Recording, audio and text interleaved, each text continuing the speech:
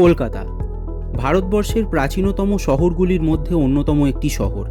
প্রায় 400 বছরেরও বেশি প্রাচীন এই শহর সময়ের বহমান স্রোতে আজকে হয়ে উঠেছে আধুনিক। কিন্তু এই আধুনিক কলকাতার বুকে এখনও বেঁচে আছে প্রাচীন সেই কলকাতা।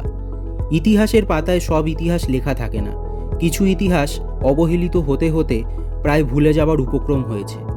কলকাতা তথা বঙ্গদেশ কালীক্ষেত্র নামে পরিচিত, আর এমনই এক কালীক্ষেত্র যেখানে বিদেশি পর্যটকরা এসেও মা কালীর মহিমা উপেক্ষা করতে পারেনি। হ্যাঁ, আজকে আমি আপনাদেরকে শোনাবো এক ফরাসি খ্রিস্টান যুবকের কালী ভক্ত হয়ে ওঠার বাস্তব কাহিনী। কলকাতার বিবি গাঙ্গুলি স্ট্রিটে অবস্থিত ফিরিঙ্গি কালীবাড়ি কলকাতার অন্যতম প্রাচীন এবং ঐতিহাসিক মন্দির। মন্দিরের ফলক অনুযায়ী এটি 1905 বঙ্গাব্দে অর্থাৎ 1498 খ্রিস্টাব্দ নাগাদ স্থাপিত হয়েছিল। আধুনিক কলকাতা শহর পত্তনের অনেক আগে থেকেই এখানে দেবীর আরাধনা চলত। কথিত আছে মন্দিরটি শ্রীমৎ ডোম নামে একজন ব্যক্তি প্রতিষ্ঠা করেছিলেন। সেই সময় এলাকাটি ছিল গভীর অরণ্য ও শ্মশানে ঘেরা। মূলত এটি একটি শিব ও শীতলা মন্দির ছিল। পরে সেখানে মাটির কালী মূর্তি বা সিদ্ধেশ্বরী মাতার মূর্তি প্রতিষ্ঠা করা হয়। হ্যান্সম্যান অ্যান্টনি 1786 সালে পশ্চিমবঙ্গের হুগলি জেলার ফরাসি উপনিবেশ চন্দননগরে জন্মগ্রহণ করেন। তার বাবা ছিলেন একজন পর্তুগিজ বণিক। চন্দননগর থেকে তিনি কলকাতার বউবাজার এলাকায় চলে আসেন এবং সেখানেই স্থায়ীভাবে বসবাস শুরু করেন। 1900 শতাব্দীর শুরুর দিকে অর্থাৎ 1800 সালের পর তিনি কলকাতার বুকে একজন বিশিষ্ট কবিয়াল হিসাবে খ্যাতি অর্জন করেন। হ্যান্সম্যান অ্যান্টনি ছিলেন একজন পর্তুগিজ বংশোদ্ভূত খ্রিস্টান, যিনি হিন্দু ধর্ম গ্রহণ করেন এবং মা কালীর একনিষ্ঠ ভক্তে পরিণত হন। তিনি এই মন্দিরে নিয়মিত সাধনা করতেন এবং দেবীর স্মরণে বহু ভক্তিগীতি ও কবিগান রচনা করেছিলেন। কথিত আছে তিনি এই মন্দিরের বর্তমান রূপ গঠনের এক বড় ভূমিকা রেখেছিলেন। সেই জন্যই হয়তো তার নাম অনুসারে এই মন্দিরের নাম রাখা হয় ফিরিঙ্গি কালীবাড়ি। অন্য এক মত অনুযায়ী 1800 বা 1900 শতকে এই এলাকায় প্রচুর ইউরোপীয় এবং ফিরিঙ্গিদের বসবাস ছিল এবং তাদের অনেকেই এই মন্দিরে পুজো দিতে আসতেন, যা থেকে এই মন্দিরের নাম রাখা হয় ফিরিঙ্গি কালীবাড়ি। প্রতি বছর দীপান্বিতা কালী পুজোর সময় এখানে জাঁকজমকপূর্ণভাবে অনুষ্ঠানের আয়োজন করা হয়। পুজোর দিন ভোরবেলা থেকে চণ্ডীপাঠ শুরু হয় এবং মন্দিরে ভক্তদের ভিড় উপচে পড়ে। অমাবস্যার রাতে মূল পুজো অনুষ্ঠিত হয় এবং দেবীকে বিশেষ রাজবেশে সাজানো হয়। কালী পুজো ছাড়াও রটন্তী কালী পূজা, ফলহারিণী কালী পূজাও এখানে বিশেষভাবে প্রচলিত। মন্দিরের ভেতরে দেবী শীতলা, দেবী মনসা এবং দেবী দুর্গার ছোট বিগ্রহ রয়েছে, যাদের নিয়মিত পুজো করা হয়। মন্দিরে শিবলিঙ্গ প্রতিষ্ঠিত আছে এবং প্রতিদিন মহাদেবের পুজো সম্পন্ন হয় এখানে। আষাঢ় মাসে রথযাত্রার পরবর্তী সময় মা বিপত্তারিণীর পুজো এই মন্দিরে কিন্তু খুব ধুমধাম করে পালিত হয়। প্রতি মঙ্গলবার ও শনিবার এবং অমাবস্যা তিথিতে মন্দিরে বিশেষ পুজোর ব্যবস্থা থাকে, যা ভক্তদের কাছে অত্যন্ত শুভ বলে বিবেচিত। তো আসুন এই মন্দিরের প্রাচীন ইতিহাস এখনকার বর্তমান যে সেবায়েত আছেন তার থেকে বিশদে আমরা জেনে নিই। এই যে দেখছি শিবলিঙ্গ রয়েছে, শিবলিঙ্গ, এই শিব মন্দিরের শিবের মাথায় রয়েছে অরিজিনাল গম্বুজ। এই মন্দিরটা প্রথমে শিব মন্দির ছিল। যখন নগর কলকাতা গড়ে ওঠেনি, যখন গ্রাম সুতানটি গ্রামের অন্তর্গত ছিল, কলকাতা শহর যে গোবিন্দপুর, কলকাতার সুতানটি গ্রামকে, 3টে গ্রামকে নিয়ে যে কলকাতা শহর গড়ে উঠেছিল, সেই সুতানটি গ্রামের অন্তর্গত ছিল এই শিব মন্দিরটি। তখন এই আকারে ছিল না। এখানে পাশে ছিল শ্মশান, সেই শ্মশানের পাশে সব কাপালিকদের বসবাস ছিল। সামনে যে ট্রাম লাইনটা দেখছেন, এই ট্রাম লাইনটা তখন রাস্তা ছিল না, তখন ছিল এটা গঙ্গার খাঁড়ি।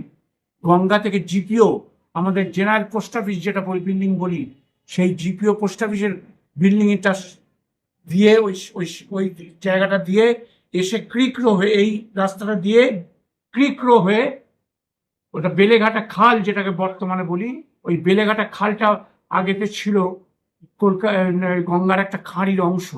এইভাবে গঙ্গার খাঁড়িটা বয়ে গেছিল। যখন নগর কলকাতা গড়ে উঠল, মানুষ এই সমস্ত রাস্তাঘাট সব তৈরি হলো, মানুষ বসবাস করতে শুরু করলো, তখন এইখানে এই রাস্তাঘাট এবং বসবাস করার পর তখন এই অ্যান্টনি সাহেবের মামা অ্যালাটন সাহেব এই মন্দিরটার পেছনে বাড়িটাতে বসবাস করতেন। আর অ্যান্টনি সাহেব, যেটা হ্যান্সম্যান অ্যান্টনি, যিনি জাতিতে ছিলেন পর্তুগিজ, ফরাসডাঙ্গা, চন্দননগর ফরাসডাঙ্গা ছিল ফরাসি উপনিবেশ, সেইখানে এসে প্রথমে বসবাস শুরু করে। তখন তখন এই শহর কলকাতায় যখন মামা এখানে রইলেন, তখন ওই চন্দ্রনগর গড়বেতা অঞ্চলে ওই অ্যান্টনি সাহেব থাকতেন এবং ওইখানে ব্রাহ্মণ বিধবা পত্নী সৌদামিনীকে বিবাহ করেন। এই সৌদামিনীকে বিবাহ করার পর থেকে ওনার মধ্যে হিন্দু ধর্মের প্রতি কালচার দিনের পর দিন বেড়ে যায় এবং উনি আরও বেশি আসক্ত হয়ে পড়েন এবং হিন্দি এই মানে কবিগানের লিখতে শুরু করেন।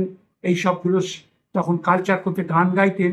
হ্যাঁ, গিয়ে তখন মামার কাছে এসেছিলেন সৌদামিনীকে নিয়ে থাকতেন যখন, তখন এই মন্দিরে আসতেন।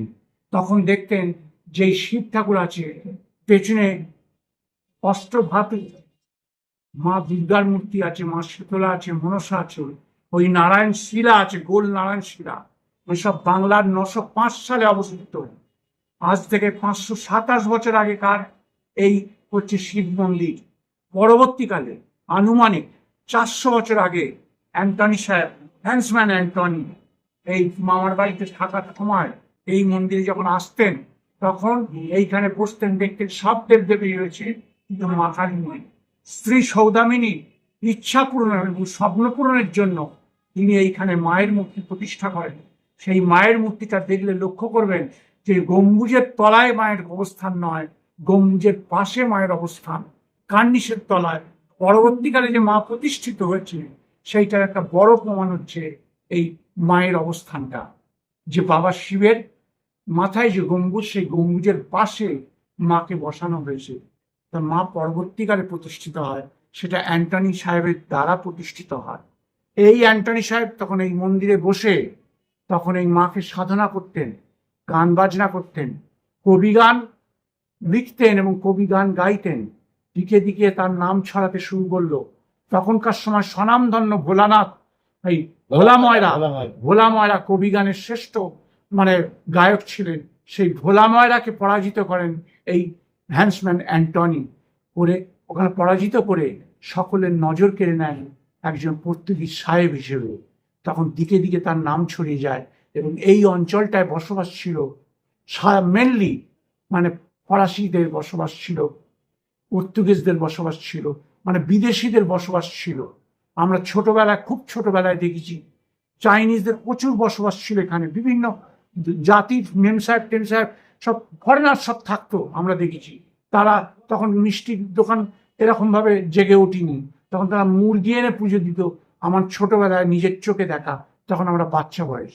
তা যাই হোক, সেই ফিরিঙ্গিদের পাড়া হিসেবে এটা পরিচিত ছিল। আর সেই সূত্র ধরেই অ্যান্টনি সাহেবের প্রতিষ্ঠিত এবং ফিরিঙ্গি পাড়া হিসেবে এখানকার মন্দিরটির নাম হয়ে যায় ফিরিঙ্গি কালী মন্দির। এবং যে মন্দিরটি হস্তান্তর হতে হতে আমাদের বন্দ্যোপাধ্যায় পরিবারের হাতে আসে ইংরাজি 1880 সালে। এই ইংরাজি 1800 সালে যখন আমরা বন্দ্যোপাধ্যায় পরিবার, যখন আমরা এই মন্দিরটাকে যখন আমরা পাই, আমাদের পূর্বপুরুষ যখন পায়, সেই হাত ধরে আজও আমরা মায়ের সেবা করে যাচ্ছি। এই বন্দ্যোপাধ্যায় পরিবারের মধ্যে এখানে অনেক ফলক লাগানো আছে, কিন্তু আসল ফলক হচ্ছে ওই ফলকটি, যে ফলকটি হচ্ছে বন্দ্যোপাধ্যায় পরিবারের শশীভূষণ বন্দ্যোপাধ্যায় প্রথম এই মন্দির টেক আপ করেছিলেন। আজকের এই ভিডিওতে আমরা জানলাম কলকাতার ইতিহাসের এমন জীবন্ত দলিল যা প্রায় 500 বছরেরও বেশি পুরনো। ফিরিঙ্গি কালীবাড়ির কথা আজকে এই ভিডিওতে আমি সবাইকে বললাম। অ্যান্টনি ফিরিঙ্গির ভক্তি আর মা সিদ্ধেশ্বরীর মাহাত্ম্য আজও এই মন্দিরের প্রত্যেকটি কোণায় মিশে আছে। আপনারা যদি ভক্তি আর ইতিহাসের টানে এই মন্দিরে আসতে চান, তবে বউবাজারের এই ঠিকানায় অবশ্যই একবার ঘুরে যাবেন। আজকের ভিডিওটি ভালো লাগলে একটা লাইক করে দেবেন, শেয়ার করে সবার মাঝখানে ছড়িয়ে দেবেন, আর কমেন্ট করে জানাবেন যে আপনারা এই মন্দিরে এর আগে এসেছেন কিনা। কলকাতার আরও এমন সব অজানা ইতিহাস জানতে আমার চ্যানেলটাকে সাবস্ক্রাইব করুন। যারা ফেসবুক থেকে দেখছেন তারা ফলো করে দিন। দেখা হচ্ছে আবার পরের ভিডিওতে। ততক্ষণ সবাই ভালো থাকুন, সুস্থ থাকুন। জয় মা কালী।